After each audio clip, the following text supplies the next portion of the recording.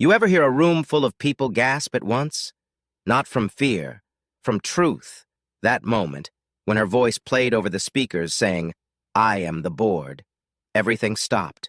You could feel the whole neighborhood wake up. Doug stood up. I stepped forward, and when her binder hit the floor and not a single person moved to help her, I knew. We weren't just fighting over a Jeep anymore. We were taking our street back. Want to see what happens when the most feared woman on the block finally gets exposed? Sit down. You're going to want to watch this all the way through. Name's Eric, 44, divorced, no kids. I live alone in a modest one-story house I bought 6 years ago with the settlement money from a back injury that ended my construction career. I used to build homes. Now I fix them. Kind of poetic, if you ask me. Got a small business doing home repairs, patch jobs, handyman stuff. Nothing fancy, but it pays the mortgage. This house? It's the one thing I had left that didn't walk out on me. After the accident, the divorce, and a failed adoption that still makes me flinch when I pass the old nursery room, I needed this place to feel like mine. Every dollar that's not tied up in utilities or coffee goes straight into my pride and joy. A black Jeep Wrangler that's lifted, armored, and polished like it belongs in a dealership window. That Jeep isn't just a car. It's a symbol. After my divorce, when everything else got divided or sold, that Jeep stayed. I built it up piece by piece. It's loud, it's tough, and yeah, it kind of sticks out in a suburban neighborhood full of beige minivans and hybrid sedans. But it's mine. So when someone starts banging on my front door like the house is on fire, you bet I took that personally. The knock wasn't polite. It was violent, rhythmic, like someone wanted to break it down with their fists. Still half asleep, I threw on a hoodie over my Pikachu pajama pants. Don't judge, they were a gag gift, and shuffled down the hall. My heart was thudding in my chest, not because I was scared, but because I knew. I knew this wasn't some emergency. This was Karen. Karen Mitchell, president of the Oak Ridge Lane HOA, early 50s. Blonde bob so stiff it looked vacuum-sealed. Always wore floral robes and slippers that looked like they were stolen from a hospital gift shop. And most importantly, she hated my Jeep. She called it an eyesore, claimed it disrupted the visual cohesion of the cul-de-sac. Once left a note on my windshield saying I should consider the values of peaceful suburban living. Yeah, that Karen. Funny thing is, a few days before this mess, I saw her pacing around her yard with a measuring tape and a clipboard. Thought she was just decorating for Easter. Turns out she was preparing for battle. I cracked open the door and boom, there she was, backlit by the flashing lights of a police cruiser now parked across the street. "You need to move your Jeep," she barked, not even waiting for a hello. I squinted at her, then at the cops, then at my driveway. "Karen, it's parked on my property." She jabbed a finger toward it like she was commanding an airstrike. "My niece's fiancé's cousin is staying over. There's no guest parking left. Your vehicle is blocking community flow. I've asked nicely." Now I'm escalating. My brain struggled to catch up. "You called the police? Because someone couldn't find a place to park?" "I warned you," she said, stepping back with a self-satisfied smirk. "This is what happens when people think they're above the rules." The door nearly slipped from my hand. I was too stunned to slam it. But then it hit me. 3 nights before this, I found a white envelope shoved halfway under my door. No return address, no name, just a typed note.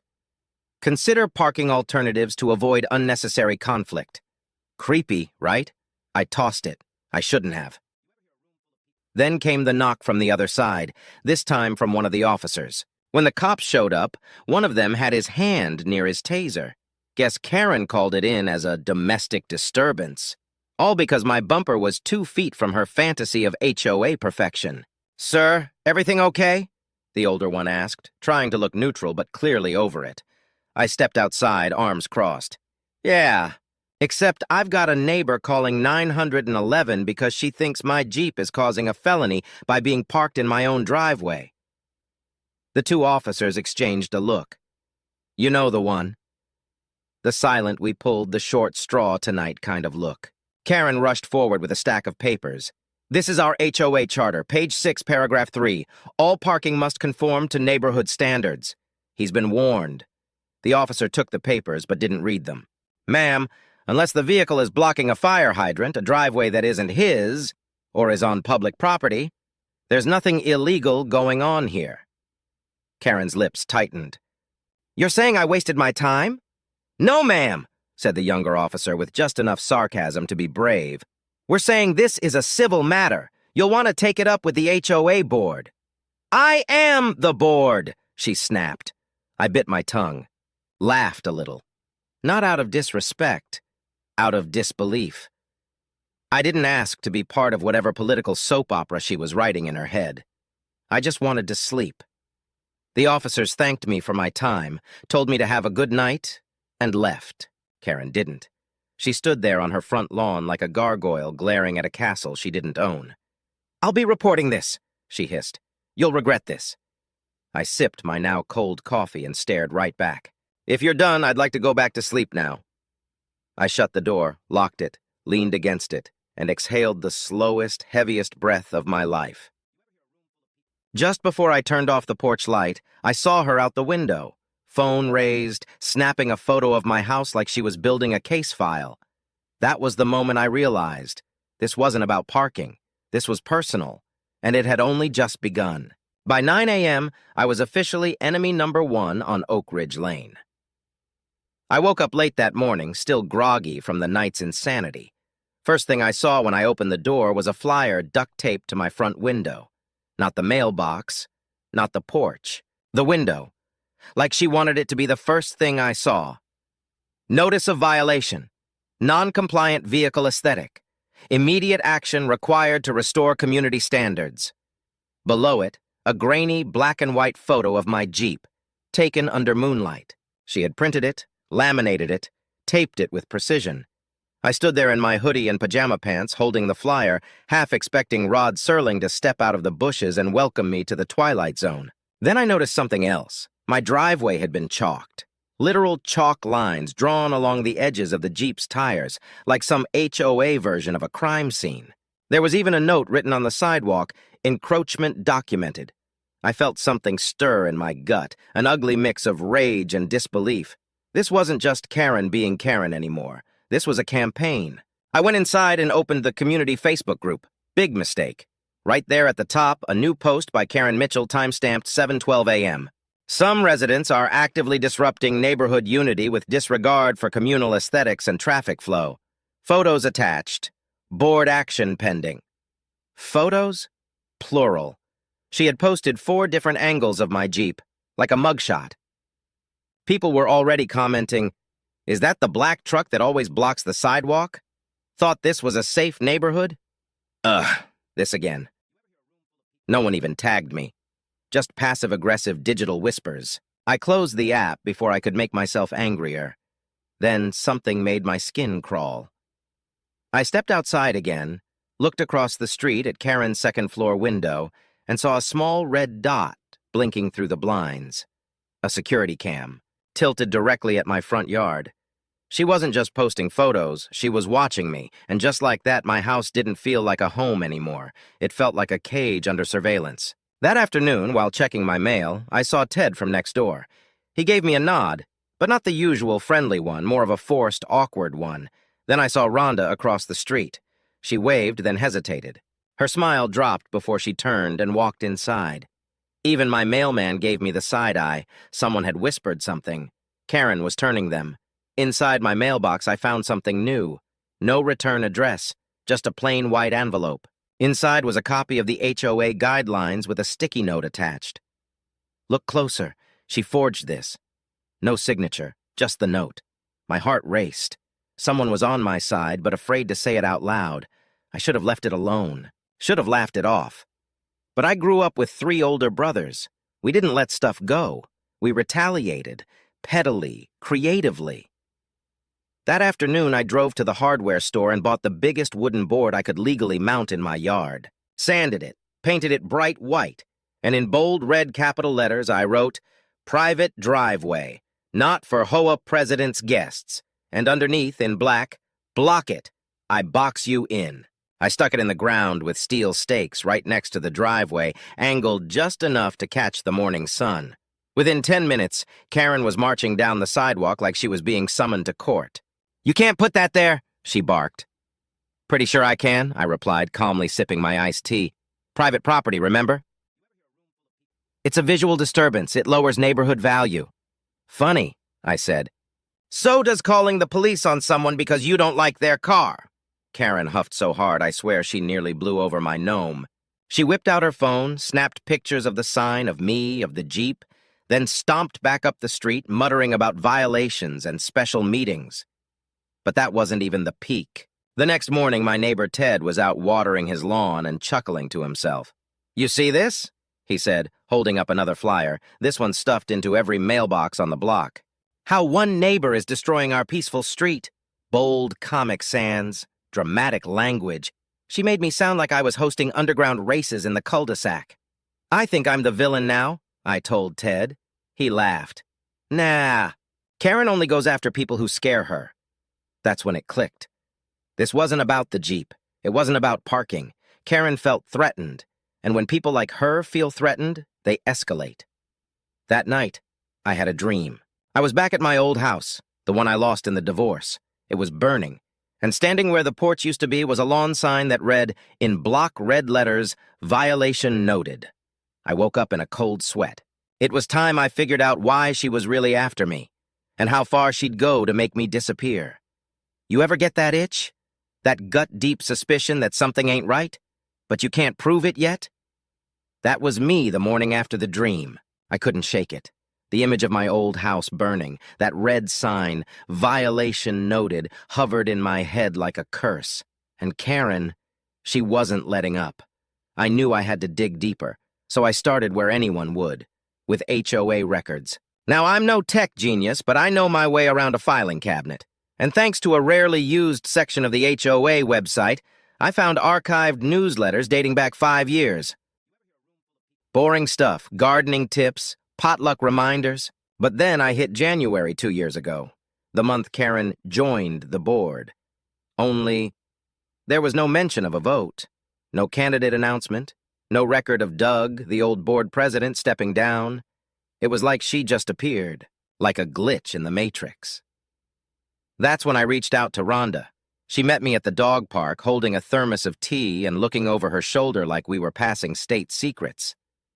"You ever vote for Karen?" I asked. Rhonda squinted. "Karen? No. One day she just showed up with the HOA binder and said she was president. Said Doug moved out, that's it." "What happened to Doug?" She frowned. "Rumor is they fought. Something about a backyard sauna he built. Zoning argument.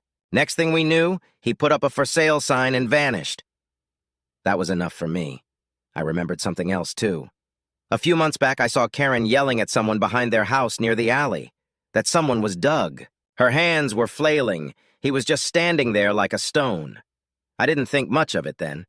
Now I couldn't stop thinking about it. I started asking around, quietly. Ted, the guy who always kept to himself, told me he remembered Doug saying he felt pressured to leave, that he couldn't deal with her anymore. And then, just as I was getting traction, I got another envelope in my mailbox. No name, no handwriting, just one sheet of paper, a copy of a budget ledger. Line item, hospitality reimbursement, $3,400. Payee, Mitchell Events, LLC. I stared at the name, Mitchell, Karen's last name. I didn't even know she had a business. A quick search on the state registry pulled it up, listed under her nephew's name, but same address. And there it was, a registered event company. Now it all made sense. That important guest she mentioned the night of the police call, that wasn't just family. That was a zoning inspector, someone she was whining and dining on HOA funds. She was trying to get something approved, maybe a remodel, maybe a short-term rental conversion, maybe both. And me, with the Jeep and the refusal to submit, was messing up her plan. That night, I sat down and started building a folder. Screenshots, budget ledgers, camera footage, HOA rules, photos of signs, copies of Facebook posts, every threat, every anonymous note. I labeled it all Operation Jeep Justice. Then something weird happened. I heard a soft thud on my porch, opened the door. A box, no label, no sender. Inside, printouts, screenshots of my Facebook activity. Photos of me outside. One from my backyard, and a note in bold red font. Stop while you can. No signature. I sat down hard. My hand was shaking. This wasn't just HOA drama anymore. Later that week, I saw Rhonda talking to Karen near the trash bins. I couldn't hear them, but it didn't look friendly. Karen's face was calm. Rhonda's? Pale. Doubt crept in. Could I even trust her? A week later, Rhonda texted me late at night. Secret HOA meeting, Karen's house, 8 p.m. back patio. Bring popcorn. I didn't even hesitate. I walked the block, cut through a side alley, and crouched under Rhonda's open kitchen window, recording everything on my phone. Karen's voice rang out. He's poisoning the board, turning people against us. We need to vote on an emergency measure to restrict driveway signage, retroactive to last month. Someone else. But that affects everyone. Karen snapped. So what? If they don't like it, they can move. I am the board. Another voice, nervous, male. You used the funds, Karen, for that inspector dinner. That wasn't approved. Silence. Then Karen, cold. You want off the board? Then say it. Otherwise, stay in line. I stopped recording. That was the moment I knew she wasn't just a control freak. She was a suburban tyrant, and she was going down. That same night, I couldn't sleep. Got up to walk it off. I ended up near the old HOA storage shed behind the community garden. The door was cracked open. Inside, dust, old lawn decorations, and a wooden sign face down, half covered in leaves. I flipped it over. Doug Anderson, HOA president.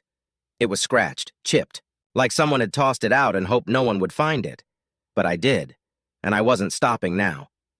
I didn't sleep for 2 nights after that. My binder, Operation Jeep Justice, was now a full-blown dossier. I printed extra copies, labeled folders. I even color-coded the tabs: financial misuse, surveillance, election fraud, and community manipulation. That morning, I found a message taped to my windshield. You think this ends with a vote? No name. Just blocky black marker. A chill ran through me. The HOA board announced a public emergency meeting after I sent a formal request, one they couldn't legally ignore. The flyer said it was to discuss recent concerns regarding governance transparency. I called it something else. Karen's Reckoning. That Friday evening, the community center was packed. More people than I'd ever seen in one place on our street. Folding chairs ran out, folks were standing along the walls. Even Ted brought a chair from home. Rhonda showed up with a clipboard. Her face was hard as steel. Karen arrived 5 minutes late. Blazer, binder, smug. She marched to the front table like she owned it. What she didn't know? I brought backup. Before it began, I noticed Masha, a soft-spoken board member, nervously fiddling with her notes. She leaned over to Phil and whispered something. I couldn't hear what, but I could tell. Karen had tried to get to her. First to speak was Phil, the quiet guy from the far end of the street. I'd like to address the issue of board legitimacy, he said, voice trembling but clear. 2 years ago, there was no recorded vote. Karen assumed the position without community election. Karen leaned forward. That's irrelevant. We followed procedural silence. Phil blinked. What does that mean? She waved him off. The board had no objections. Then Rhonda stood. Because most of us didn't know. There was never a public notice, no ballot. You just showed up with a binder. The room stirred. Murmurs, then voices, then it happened. A voice I hadn't heard in a year stood up in the back. Graybeard, ball cap. It was Doug. The board didn't object because I wasn't given the chance, he said. She made it impossible. I was railroaded out. Gasps. Doug walked forward, handed a folded page to the legal observer. I still have my resignation letter. I never signed it. She forged it. That's when I stepped forward. I have proof. I handed a flash drive to the HOA's legal observer. Yes, they had one now. And a folder to each board member. Photos, screenshots, financial reports, a printout of her LLC filing, and finally, audio. The lawyer hit play. Karen's voice spilled out of the speakers. I am the board. If they don't like it, they can move. You use the funds, Karen. Then say you want off the board. Otherwise, stay in line. Gasps. Whispers. One man actually stood up and said, What the hell is this? Karen's face went pale. I did what was necessary, she snapped. I've maintained order, someone shouted. You mean you spent our money on wine and zoning favors? Another, you bullied Doug out. He built this neighborhood. It turned into noise, and for the first time, Karen had no control. Masha, still pale but determined, finally raised her voice. I moved to suspend Karen Mitchell from the HOA board pending investigation. Phil followed. I second. All in favor? The observer asked. Hands shot up, more than half the room. Karen stood frozen, eyes wide, binder clutched like a shield, and then her binder slipped from her hands and hit the floor with a smack. Papers scattered. No one helped her pick them up. You can't do this! I've given everything to this community. Rhonda spoke last. No, Karen, you took everything from it. It was done. She left without a word. 2 days later, her neighborhood safety sign disappeared from my lawn, then her camera, then her car. Rumor had it she moved in with family, but it wasn't over. She filed a small claims suit for defamation, said I caused emotional distress. The judge listened for all of 10 minutes, watched the video, and said, case dismissed. And honestly, that sign? Block it, I box you in? That was gold. Karen didn't make eye contact on her way out. She just vanished. Weeks later, I was voted onto the new HOA board. 74% of the vote. I didn't run, but Rhonda nominated me anyway, and now we've rewritten half the rules, banned surveillance without neighbor consent, instituted term limits, open ballots, transparency. We even hosted a cul-de-sac BBQ. The Jeep was the guest of honor, balloons on the bumper, Park Proud banner overhead. As kids played and grills sizzled, one neighbor came up to me and said, "Thanks for fighting for the little stuff." I smiled. Sometimes the little stuff, that's where they start taking the big things. As the sun dipped behind the houses, I sat on my porch, glass of lemonade in hand, Jeep shining in the driveway, and thought, it started with a knock. It ended with a sign. But in the middle, we took our neighborhood back, and just as I was locking up for the night, I spotted something tucked under my doormat. A postcard, no return address, just 2 words printed in block letters. Next board.